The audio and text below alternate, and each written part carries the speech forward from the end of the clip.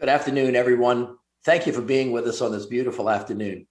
Today, we're looking forward to our second panel of our new series of discussions called Conversations for an Equitable South, where we will dig deep into how individuals play a role in creating, sustaining, and ultimately changing racist attitudes and actions. Today, we are going to discuss the fallacy of racial colorblindness. Our panel of leading experts are going to explore what people really mean when they say they don't see color. They will discuss whether a person can ever truly be colorblind when it comes to the complex issues of race. Does pretending to be colorblind actually blind us to the power and to the beauty of diversity around us? There's a lot to unpack on this topic, and so we're ready to dive in. I'm happy to welcome our panelists today. Dr. Megan R. Underhill. She's an assistant professor of sociology at the University of North Carolina, Asheville. She is a race, family, and inequality scholar who studies how white parents understand and discuss issues of racial and class inequality with their children. Her writing has been featured in publications like the Washington Post, among many others, and she is currently writing a book about her research with white parents. Dr. Eduardo Bonilla Silva is the James B. Duke Professor of Sociology at Duke University. Bonilla Silva is one of the foremost scholars on race today. His critically acclaimed work has provided fresh theoretical approaches to challenging how racial matters are analyzed and talked about or ignored at the personal and institutional levels. His 2003 award-winning book, Racism Without Racist, Colorblind Racism and the Persistence of Racial Inequality in America, has become a classic in the field. And our moderator today is journalist and editor Samantha Vincente. Her writing has appeared in outlets including O, the Oprah Magazine, Bust, The Hairpin, Fuse, and Full Grown People. A member of TIMO since 2017, Samantha is a senior writer at Oprah Daily. Thank you all so much for being with us. And now, Samantha, I toss it over to you for a wonderful discussion. Thank you so much, Mitch. And thank you to EPU for inviting me. I'm really excited to talk to Eduardo and Megan today about this really important topic.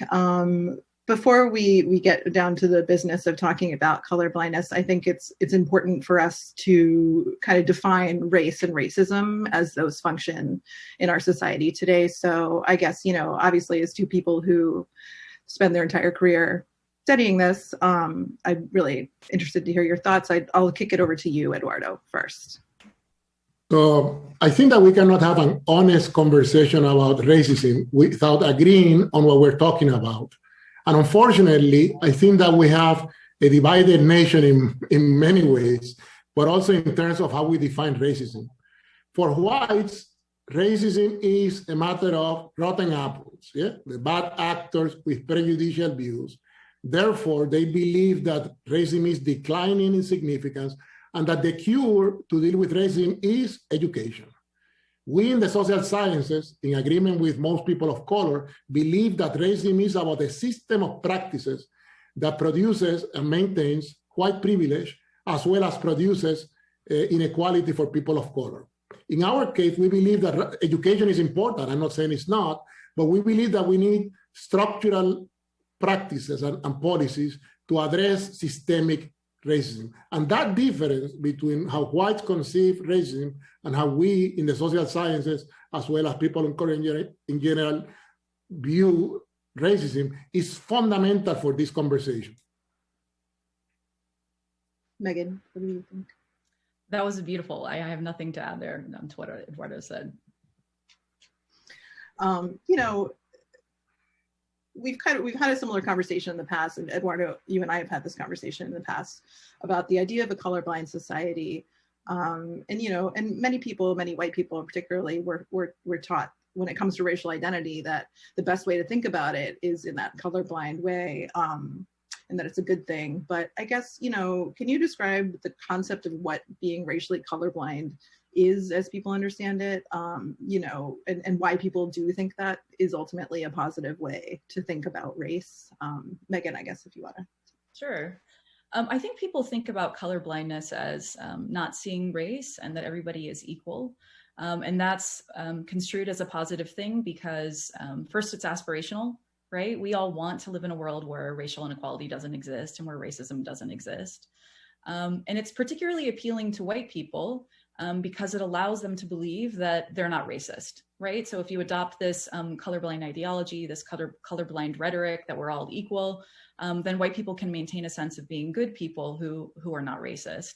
And this becomes really important because it also allows white people to absolve themselves from responsibility of the racist history that has created the system of systemic inequality that Eduardo discussed.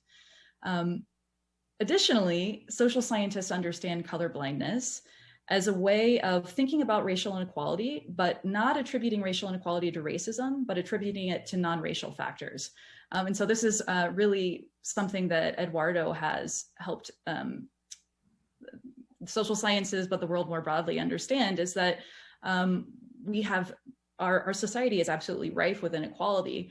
But the way that people talk about this is attributing it to the cultural flaws of a particular group of people or market forces, without thinking about how really the root of the problem stems from this history of racism and racial discrimination and exclusion created by and for white people. Do you have anything to add, Eduardo? No, that was beautiful. Yeah, I mean, Lots of love in this panel. Definitely. I disagree. No, to your point, I mean, as you say, white people tend to use it as like a cover, or it's an easy way to not address the real issues. It's used as, we'll say like an off-ramp for exiting true discussion about the issues that might be underlying. And then, a lot of that off-ramp, I know I found in my personal, even just my conversations with peers or people in my life about like clinging to that belief, when I push at the edges of it, there is like a fear that sometimes turns into anger, but definitely like almost like a palpable fear. So I guess what my question to the both of you, and I'll start with Eduardo, is what is that fear about? Like, where does it come from? Before talking about the fear, I think we have to talk about what this colorblind nonsense allows whites to do. So the beauty of colorblindness as an ideology is that it works like a Trojan horse.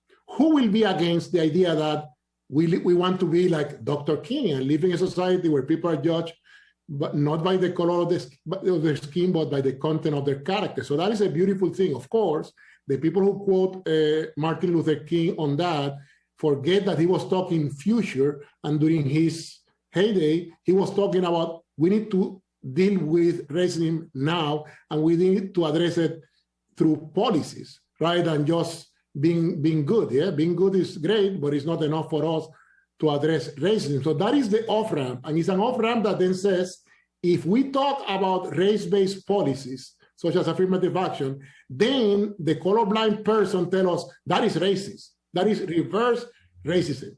And that is the off-ramp that is not only problematic and harmful, but it also justifies basically not doing jack about race inequality in the country. The fear factor, I think we have a history of that in the country. And the fear these days is twofold. One, based on the growth of the minority population, and that is in the collective imagination of whites, the fear that they're going to become the minority soon. Therefore, they want to go back to the good old times for them of the 1940s and 1950s. And the second fear is the fear of the Latino threat. Yeah? We beautiful Latinos like myself, in the white imagination, we're taking over. And you are right, we're taking over. Just kidding. Anyway, so those two elements are central to the fear. And we saw it, we witnessed this in a horrible way during the last administration. I would also add that I think there's a fear among a lot of white people as being perceived as being a racist. And this is a very profound fear for white people because being racist is stigmatized. This is something that, uneducated people are, right? Or this is a flaw of character. So I think there's a sense of stigma about this. And I also think that because white people don't see themselves as racialized actors living in a racialized social system, that when presented with discussions or evidence of racial inequality, that one feeling that is evoked among a lot of people is a feeling of extreme defensiveness, that you're calling them out, right? That you're calling them out, that you're making claims about the things that they've achieved in their life, right? That these things weren't achieved via hard work, but they were achieved via the system. And so I think that that also creates a sense of discomfort and anger among a lot of white people who are totally unfamiliar with having discussions about race and not used to thinking about these things because of their dominant position and the white-centric nature of the world in which we live. So, I mean, it literally is a fear of being called, to some degree, a fear of that you are being called a racist. And yeah, I think similar, yeah, when I push to the edges and I hear that anger, something that really does come up a lot of the time is that the white privilege thing of like, I didn't have privilege, I didn't grow up with privilege. So yeah, just not seeing it in that grand structural way, but in a very individual kind of way. Right. And yeah, I mean, like, so you know, well, we've established that the idea was really well intended and probably pulled from Martin Luther King Jr. You know, it's actually harmful and counterintuitive in its results. So, I mean, I guess, yeah, can you touch on why this idea is actually sets us back, like as a society, like not just, doesn't just set people of color back, how it sets all of us back ultimately. I'll go over to Eduardo. Yeah, I want to dig deeper in this comment that Megan made about the fear of being called racist.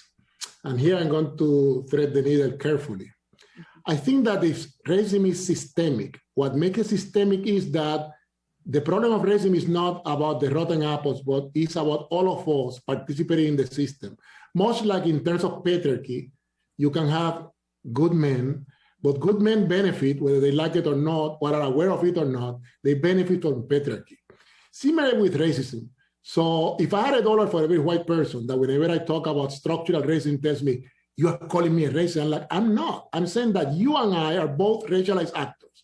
I wish I could just be a Homo sapiens walking America without being called Black and Latino, but that is not reality. I cannot just say, hey folks, just 10 minutes ago, I stopped being Black Puerto Rican. I'm just now regular Eduardo, so treat me as an individual. That's not the way that things happen. So I think that for whites, the big challenge is understanding that it's not about bad behavior, even about bad beliefs, is that you are racialized in a white habitus. Mm-hmm. Think about the neighborhoods. You live in a white neighborhood, you have white friends, you go to a white church, you have white everything, you even only eat white bread. And that means the implication of that is that your cognitions and emotions are going to be white oriented. And therefore, whether you like it or not, that will reproduce sort of whiteness and privilege, like it or not. And that is the toughest part for Megan and I, how to talk about systemic racism. Tell regular white folks, RWF, regular white folks are the core of racism in America, not as some social scientists have argued in the past. It's not about the racists and the Klan people, not that we should ignore them. I'm just saying that we're all racialized. And actually the actions of average white people are more important for the reproduction of race inequality than the contingent random actions of the so-called racists. Yeah, I mean, it's just a daily practice. Do you have anything to add, Megan? No, I don't have anything to add. But I will actually, there is one thing to add, and this is to tie it back to colorblindness. Colorblindness is rooted in whiteness.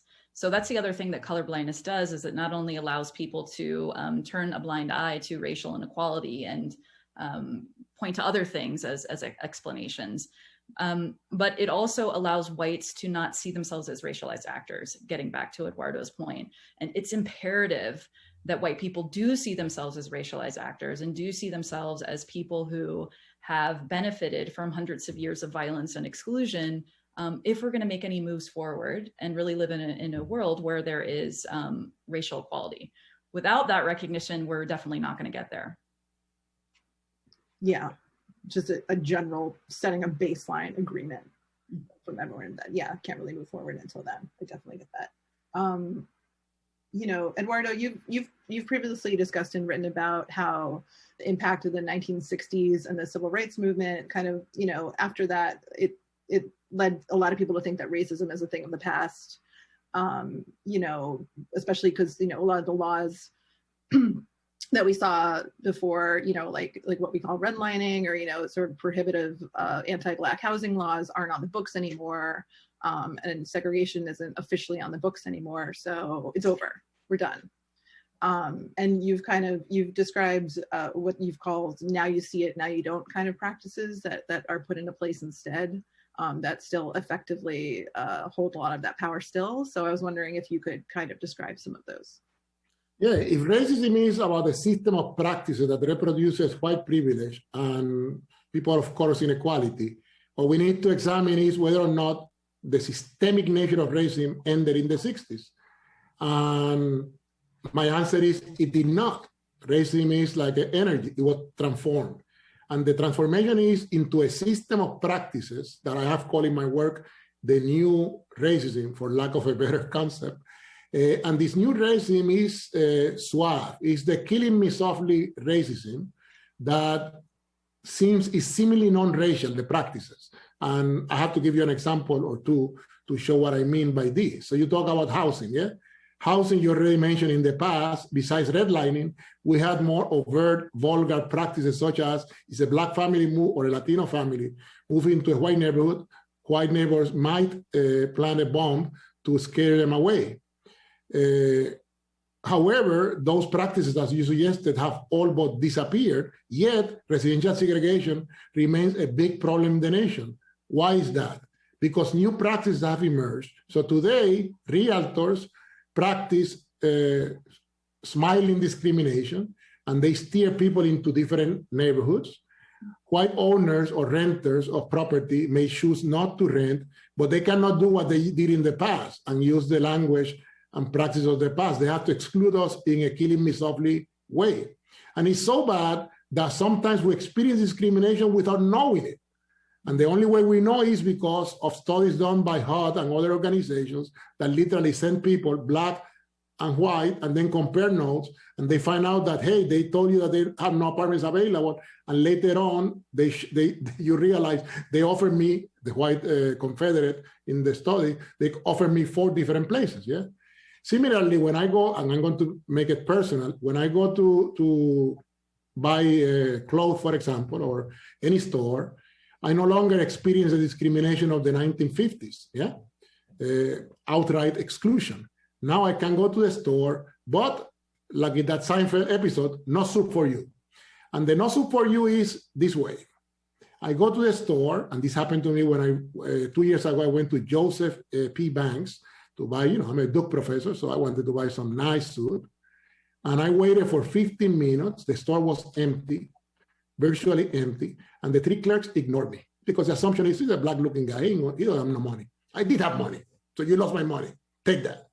The other strategy they use is patrolling us in stores in a clever way. Yeah? So I entered the store, happened to me in the Home Depot, and I go, and the clerk moves from aisle 1 to aisle 2, aisle 3, and then like, hey, I'm here. Are you checking me out? I'm not going to steal anything. Yeah.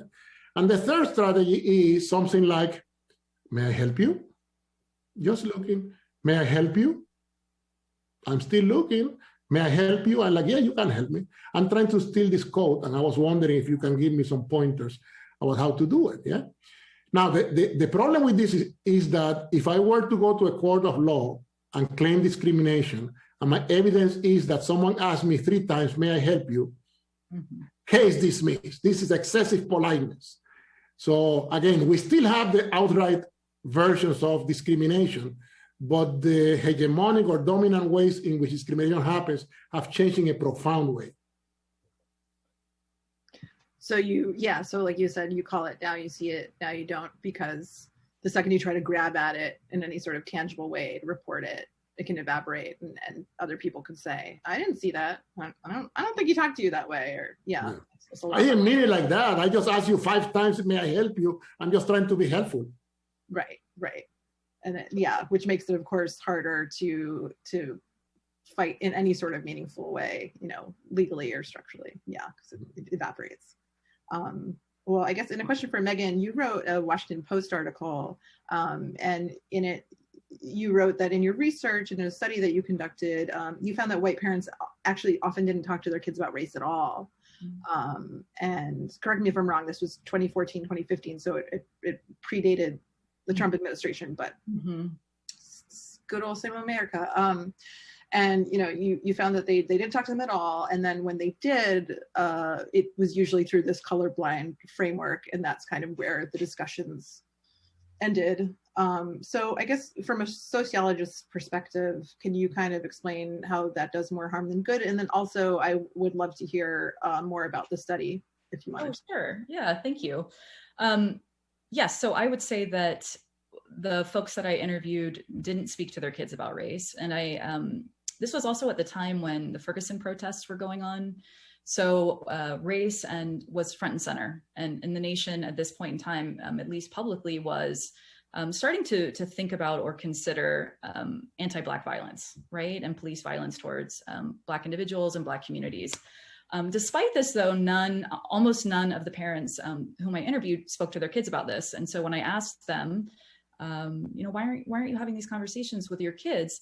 A few things emerged. One was that parents didn't feel comfortable. They didn't feel comfortable having these conversations. Another reason that parents gave was they didn't see how these events related to their life, because in their view, race means people of color. It doesn't mean white people, right? So because they're not thinking about racism from the systemic point of view, and they're only thinking about it from this individual perspective, they don't feel implicated in this, and they didn't feel as if their kids should know. The third reason why parents were silent, or if they issued a colorblind reason, was they felt that their children deserved to grow up in a very happy space, right? And this was bad news.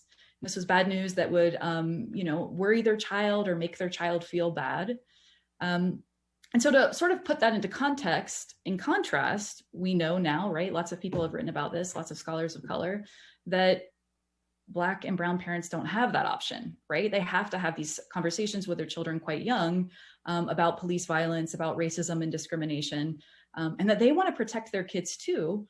But what's fueling these conversations is actually the desire to protect. So we have these white parents over here who are being silent as a form of protection, and kids of color and parents of color who are having to talk about these things to protect their children from violence, right? To keep them alive. So yeah, this was something that I found in that study, that only two parents, actually, out of the 55 that I interviewed at that point in time, discussed racism from a structural perspective and talked about the Ferguson protest from a critical perspective. I've since continued interviewing white parents, and I've seen change. So that's something I feel a little hopeful about, is I have seen that parents are engaging in different types of conversations. And that is in response to two things. One, Black Lives Matter activism, and that has become a feature of life today. And also, sadly, that these deaths and murders haven't abated. They're and so parents are engaging more in these conversations now, but weren't at the time. Yeah, I mean, I guess going back to that sort of, as Eduardo put it, like bad actor way of thinking, it gets harder and harder to assign it to a bad actor when there keep being more and more bad actors, and it becomes kind of a game of whack-a-mole. Like you can't make, it gets harder and harder to make the argument that you're gonna eradicate the bad actors and everything will go back to being good again. And we do know that a lot of white Americans tend to view racism as that product of like just one person's discriminatory thinking, or that one person's racist actions. You said that you've seen that people are beginning to move away from that, but like, how do we, again, I know I see it in conversations, and I can't help but always think of how in movies, we've always, especially Oscar bait movies, we always see like the bad KKK people, and that is really how racists are framed. Do you know what I mean? Like there's no, it's not, it's, you know, there's shows like The Wire, there are certain pop culture that addresses that larger structural problem, but it usually still is flattened into this kind of villain narrative. But I'm sure there are so many other ways that you guys have studied that sort of individualistic thinking. So yeah, what are your, I guess, Eduardo, do you have any ideas, or I want to hear from both of you about, you know, how you can get people to kind of move away from that and recognize the bigger problem? Well, that is probably one of the most important things that we must address. And unfortunately, there are not many practical, in my view, many practical approaches to move from the bad actor narrative to it's a collective problem. And unfortunately, it's not enough for you to say, I'm a good person, I'm a good parent, I never use the N-word. That's important, but it's not enough. And going back to something that Megan said, it is true that white parents don't talk about structural racism and don't want to, because they want to protect their children. And they think by just telling them, we're good people, we don't use the N-word, we're not like them, we're not like those racist people, that is enough. But there is some research, and this is emerging. I'm thinking of the work of this colleague at California State University in San Marcos, in the School of Communications, that on the one hand, they don't have the talk on structural racism, but they do racialize. So when you interview the kids, that's the next book, Megan. Let's talk about after we finish today and work together on a project. So when you talk to the kids, they tell you, oh, my parents never talk about race, but all of a sudden they begin confessing and telling you, but my grandmother, when I dated this Black kid, absolutely went ballistic, and I ended up sort of stopping that relationship. Or my father used the N-word, or when my Uncle Lester comes in Thanksgiving, he talks about affirmative action, or this and that and that.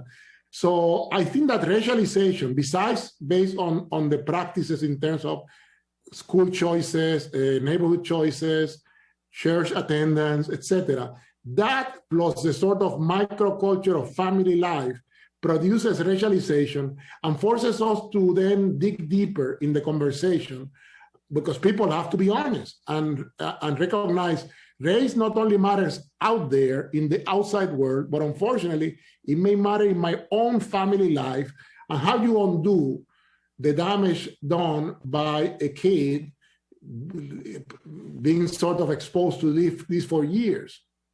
Mm-hmm. Yeah. Yeah. And I wanted to give you an answer and I don't have one. I think fundamentally what people, and this is, I'm speaking specifically for white people here, have to realize is that we live in a racist society, right? So everyone is racist. Every white person out there is racist, and it's impossible to be otherwise, because everything that is in our society has been constructed by and for white people for their benefit to stay in power. And if we don't address these conversations with our children, with our family members and our communities, and start having these robust discussions about systemic racism and talking about structural change, all of this is going to continue. And it's going to foster lots of negative emotions among for white people, it's going to foster negative emotions because it's going to make them feel uncomfortable. It's going to make them feel attacked. It's also going to, for the people who buy into this idea, right, believe it is true, it handicaps them because white people have not been taught to be equipped to think about matters of race.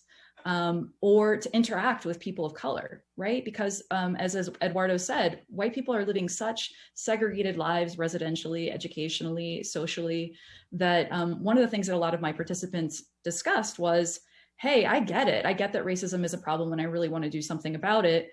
But I don't even know any people of color. I don't even know any.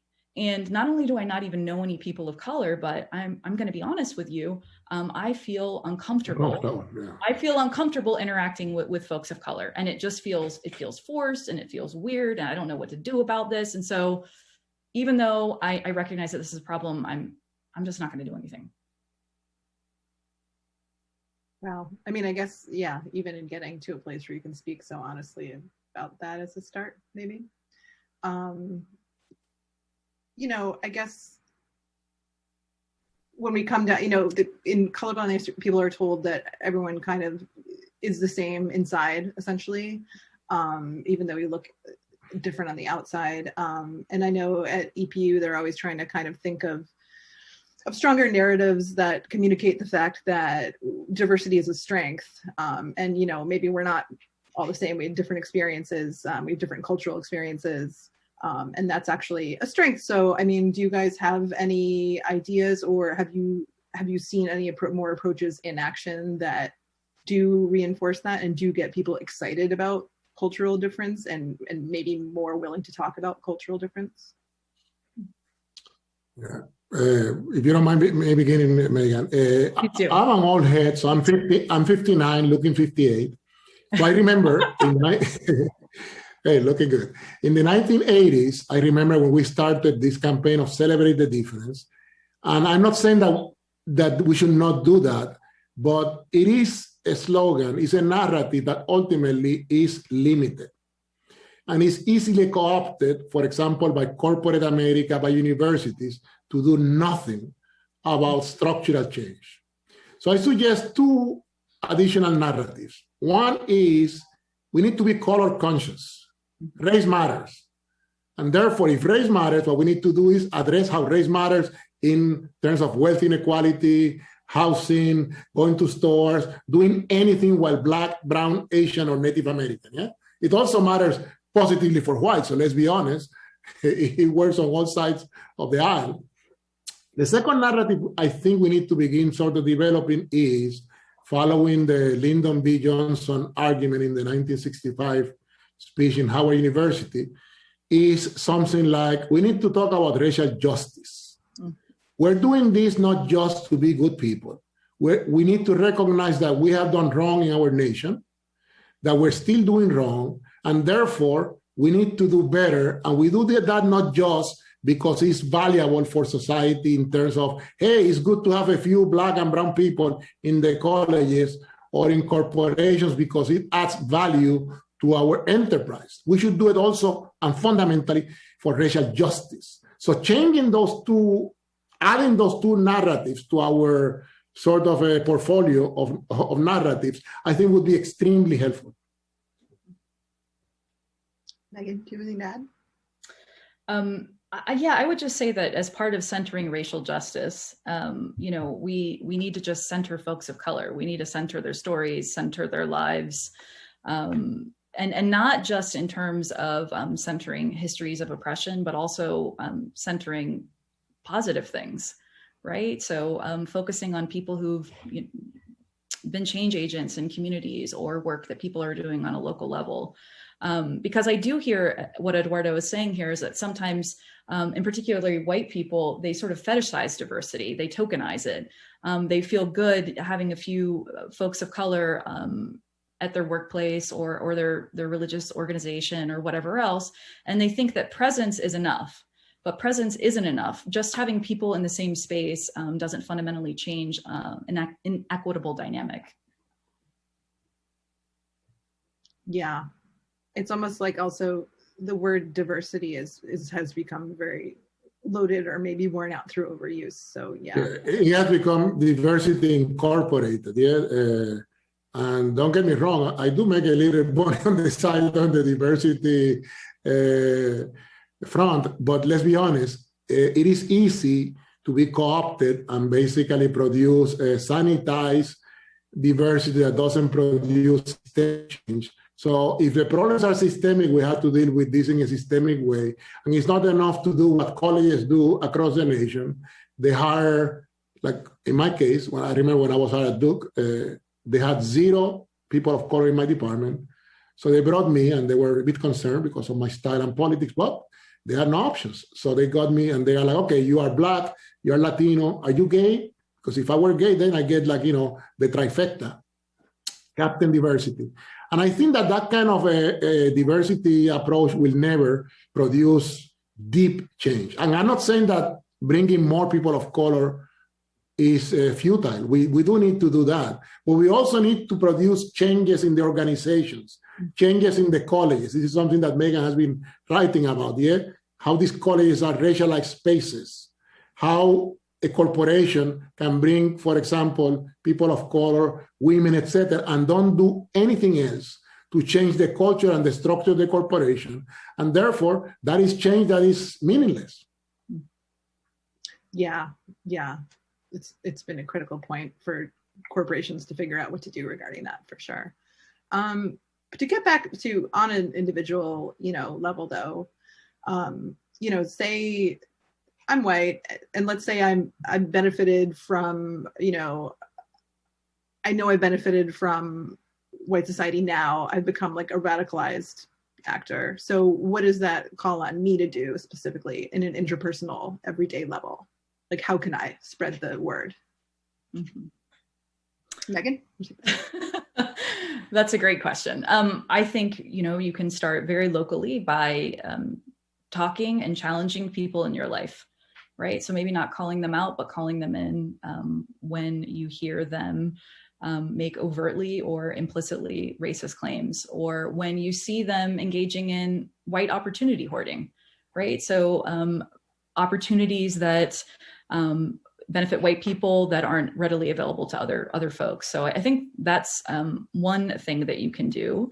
But honestly, what I would really encourage white people to do is to support BIPOC organizations and support BIPOC movements, right? And white people can do this in a variety of ways. White people can donate financially to these organizations, right? Or to these movements or giving circles or whatever there is in your community. White people can give their time to these organizations. And so giving your time means you may attend an event early and you're the person who takes out the chairs and you're the person who puts back the chairs at the end of the night. It means that you're in the background supporting the mission and message of this organization and not centering yourself and not centering whiteness. Additionally, if you don't have time and you don't have money, you can give of your talent, right? You can give of your talent to these organizations to help to advance their mission.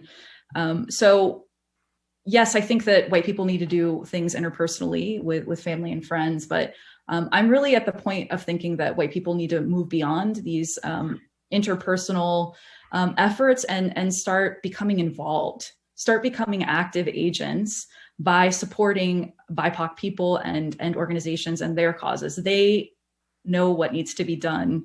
They can agitate for themselves, but people need support.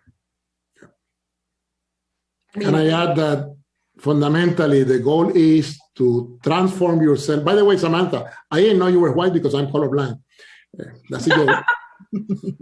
So what I think needs to happen is two things. One, white folks need to de-racialize and think about strategies for de-racializing their lives. It's not enough for you to have a sign in your backyard, in your segregated white community saying Black Lives Matter, but it's like, apparently not, because you live in a white neighborhood, yeah?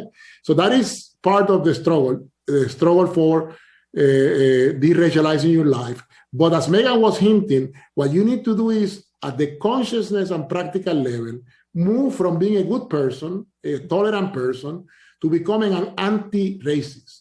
And becoming an anti-racist is a totally different element. And it forces you not only to change your practices, but also your politics. You have to engage. You have to be part of social movements for racial justice. And we have them there, yeah? So Black Lives Matters, et cetera, et cetera, et cetera. Yeah, I mean, it's interesting that you, Megan, it feels like a year ago, I guess, even, or let's say 2 years ago, even a year ago, there was this huge push for white people to say what you said originally, like to talk to your friends and neighbors and that things start there and you need to persuade them and then we can all move on. And I don't know if it's that people has been as unsuccessful as I have on a personal level or, you know, or it's just, you know, okay, it's time to start doing the work. But it's interesting that you've noted that kind of shift, or that there might be time to just kind of, you know, get on board. It's time to do the work. It's been time. It's been a long time for white people to become involved and start doing the work. And, you know, white people have a lot of political, economic, and social power, right? And so when I often hear this, and I get it, right? I really get it. I often hear from white people, I just feel overwhelmed, right? This just feels overwhelming to me, this whole racism thing or racial inequality. And it just seems like, you know, everything is horrible, and I just don't even know where to start. And I understand that feeling, and I have felt that feeling before.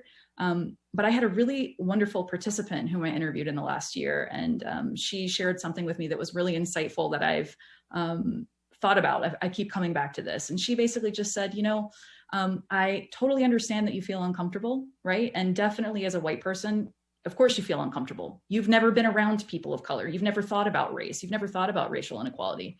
And I get why you feel overwhelmed and you don't know where to start, but there's so much inequality out there. There's so many places where we can start. You just have to show up, and you have to start locally, right? You have to start where what is it? Get in where you fit in. You have to start where you are, right? So if where you have the greatest access is at your work, start there. If where you have the greatest access is at your kid's school, start there. There's tons of things that need to be done, and people are going to make mistakes along the way. That's okay. But definitely white people need to become more involved, and they need to become more active. It can't just be about talk. We can't limit this to just conversations or joining book clubs or, you know, racial equity groups, et cetera. Yeah, that's really great advice. I mean, you know, I know the EPU team believes in, you know, that the incidents in the past year have created this kind of like critical inflection point, you know, in our nation's history of addressing these issues. What do you think has changed in the last year? Or have you seen change? I know you did actually say, Megan, that you have seen some change. So I guess, you know, what makes you hopeful as you look to the future? Well, I have seen a lot of change among white parents. So granted, I'm a qualitative interviewer, scholar, so I'm not going out and, you know, interviewing hundreds of thousands of people, but I've interviewed I've interviewed, you know, over 100 white parents, and have noted change over time. And one of the things that I've really noted now is that, again, because of Black Lives Matter activism, and because we continue to see the loss of Black life, right, Black and brown life on a regular basis, that a lot of these white parents recognize structural inequality, and they recognize that because they started following Black activists on things like Twitter or Instagram and reading about this. And they've started having these discussions with their kids, right? So a lot of these parents that I've interviewed 2019, 2020, reject this idea of a protected childhood because they've read accounts from Black activists and scholars talking about how that's, you know, really privileged space. They're dialoguing with their kids about whiteness, and they're becoming involved in their local organization. So again, for example, one mom, she recognizes that she wants to do something, she needs to do something, she doesn't know what to do. So she calls up a Black run nonprofit in the area, and she just says, she starts babysitting. She starts going in and babysitting for kids there, so that parents can attend to these meetings.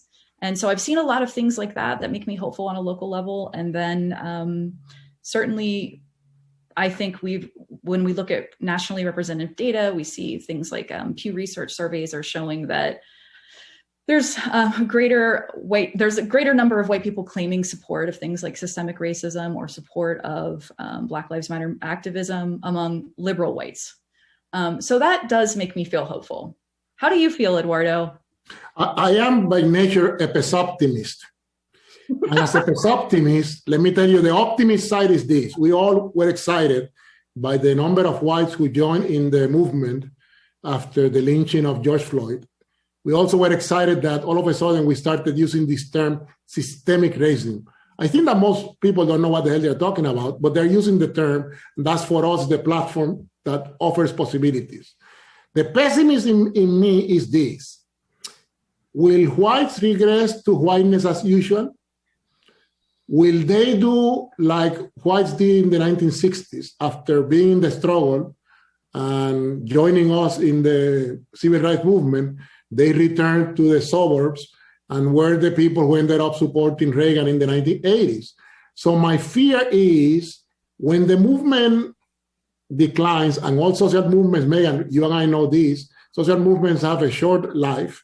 And when the movement dissipates and declines, will whites stick with the program or regress to comfort, the comfort of whiteness, the comfort of I don't want to deal with anything that makes me uncomfortable, so I'll go back to my corner? And that is the pessimism in me. So I hope that people then stick with the program and contain and remain engaged, and hopefully then we'll be able to avoid what's happening in the 1960s.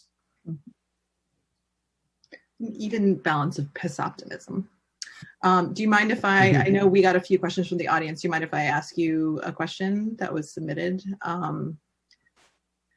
Someone asked, I'm an ally, but I struggle with being seen as a woke white person. Mm-hmm.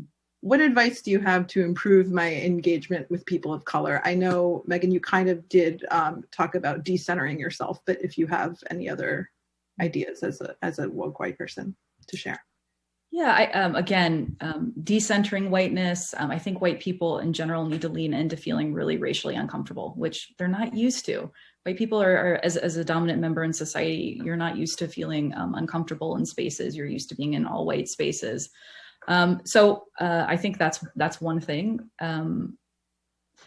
about this. And I think that if white people can start allowing themselves to feel uncomfortable, they'll feel better about becoming more involved. And fundamentally, I think that there's a tension for a lot of white people about, again, I want to be involved, don't know what to do, or I want to be involved, I'm really afraid of being a white savior, right? Well, here's how you can avoid the pitfalls of being a white savior. Don't be one.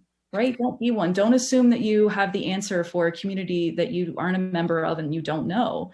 Right? So again, show up in a way that is supportive to people and let them tell you what they want you to help with. Right? So and it might just be putting out the chairs. Right? You don't need the microphone. White people don't need the microphone anymore, and they don't need to be calling the shots in this movement.